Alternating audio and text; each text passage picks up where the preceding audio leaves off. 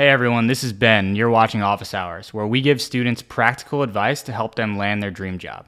On today's episode, we're going to cover what to do other than just applying for internships and jobs online, virtual interviewing tips, ways to learn about a company's culture before you start working there, and how many times a recruiter can leave you on red before you should stop messaging them. This question was sent to us by a current senior and environmental science major at the New Jersey Institute of Technology. She asks, the career that I'm looking for post-graduation would be to work as a sustainability specialist in either the clean energy, agriculture, and/or sustainable packaging sector. I've had a few internships related to my field, but I really feel like at this point I just need more experience. I've applied to many internships, but I've never gotten a response back, not even to tell me if I've been rejected.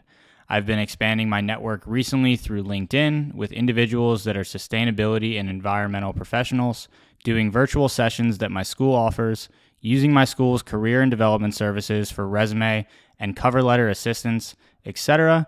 I just want to know what else I should be doing or what I am doing wrong. Thanks. So we're not sustainability or environmental experts, but here are some questions that will hopefully help you to get thinking along the right lines. At this point, you can't expect to hear back from anyone if all you're doing is applying online for jobs. Are you reaching out to recruiters or hiring managers at that company? Other than expanding your network on LinkedIn, are you setting up coffee chats with anyone at the companies that you want to be working with? Also, are you working on growing your own personal brand on LinkedIn by posting content that can be valuable or interesting to your new network? And finally, for your resume and cover letter, make sure you're updating your cover letter for each company that you apply to. Use the job description to identify keywords and phrases that you should be addressing in your resume or cover letter. Just a few ways that you can navigate landing your dream internship outside of just applying to the roles online. I have a virtual interview coming up in a few weeks. Do you have any tips? Make sure your computer, camera, and microphone are working properly and that you have a strong Wi-Fi connection. Minimize distractions by doing your interview in a quiet place by yourself. Dress according to the job. For example, for finance interviews, wear a shirt and tie, but for tech interviews, a t-shirt is probably okay. Don't click around to other sites during the interview. Be yourself and follow up within a day after the interview, thanking them for their time.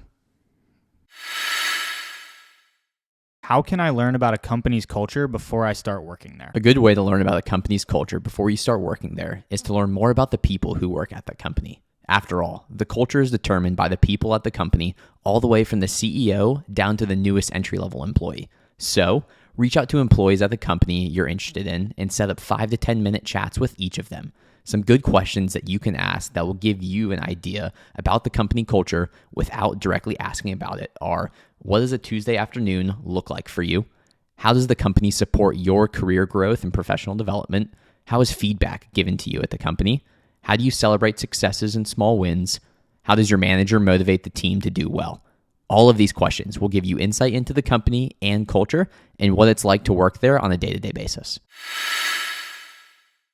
How many times can a recruiter leave me on red before I should stop messaging them? Messaging recruiters on LinkedIn can be a great way to follow up on an application and let them know your interest in working for their company. As long as you're following up with new and relevant information, it's okay to keep messaging them a few times with no reply. Keep in mind that even if they're not replying to you, it does not mean that they aren't interested. Most recruiters are getting hundreds of messages per day. The better people to be messaging are current employees at the company. Get to know them, and eventually they will be able to make a recommendation or introduction, which will go way further in your job search.